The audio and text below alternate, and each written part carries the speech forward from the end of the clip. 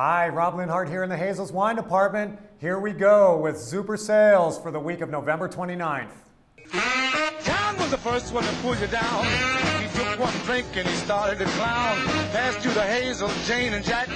Penelope got you and passed you right back. Starting out this week with a pair of wines from Castle Rock Winery coming out of California. First up, we've got the 2018 Sauvignon Blanc. This is coming out of Mendocino County. This is a really round, ripe, super fresh, easy drinking style of Sauvignon Blanc. Really fresh lemon, lime zest, great grapefruit pith on the finish. Bit of straw, bit of dry grass, little stoniness in this wine. This is a dry Sauvignon Blanc, but again, the freshness in the fruit really lifts this wine up, gives you great roundness on the palate. Terrific everyday Sauvignon Blanc. Moving over to Paso Robles now, this is the 2017 Syrah. This is a relatively full-bodied Syrah. A lot of you get used to those really deep pepper notes, which frankly didn't really show up much in this wine, but what you do get is some nice spice. There's a bit of oak treatment here that's going to bring that along. A little bit of vanilla on the finish again from a bit of that oak treatment. This wine gets into a super fresh, almost tropical place. I was getting red berry fruits. Think blood orange, pomegranate. So a very bright, very exuberant style in this wine.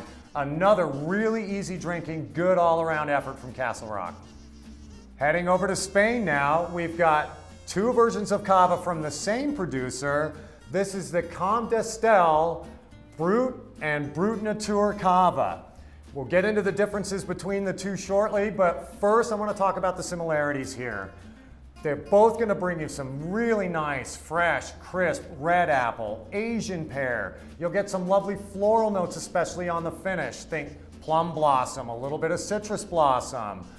When we start to talk about the differences here, however, the Brut version does have just a tick of sugar, very dry, but that sugar really adds a sort of weightier textural element to the wine and also brings just a hint more freshness to the fruit and also highlights a little bit of the pastry dough element of this wine. When we get to the Brut Nature, we are talking about no added sugar to this wine. This wine is bone dry. What you get for that is a little bit less freshness in the fruit, but you also get a flinty, more stony character, a bit more focus, a bit of a linear character in this wine. This wine is going to drill holes in your palate. So for you really ultra dry Cava drinkers, this is going to be right in your wheelhouse. John was the first one to pull you down. He took one drink and he started to clown. Passed you the Hazel, Jane, and Jack. Penelope got you and passed you right back.